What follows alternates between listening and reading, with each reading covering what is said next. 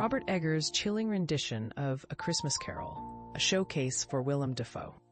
Film Industry Update, posted 11 hours ago. When considering the creative mind responsible for The Witch and Nosferatu, one's thoughts might not immediately jump to holiday spirit. However, as reported by Deadline, Robert Eggers is set to lend his unique storytelling style to a new cinematic version of Charles Dickens' A Christmas Carol, under the umbrella of Warner Bros. What adds a fascinating twist to this project is the potential casting of Willem Dafoe as the infamous Ebenezer Scrooge, certainly an intriguing and inspired choice. The potential Eggers-Dafoe collaboration draws excitement, especially since A Christmas Carol, though ultimately heartwarming, contains elements of the eerie and unsettling, fitting well with Eggers' historical aesthetic. It's worth noting that Eggers has expressed a preference for period settings, distancing his work from contemporary backgrounds.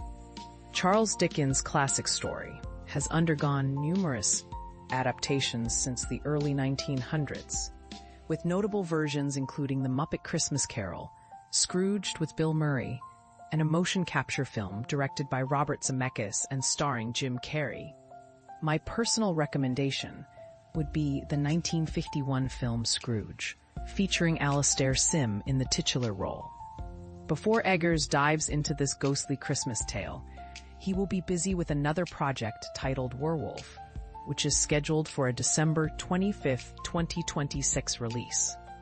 This film, co-written with Sean, heralds a return to historical fiction, set in England during the 13th century, and featuring dialogue authentic to its era.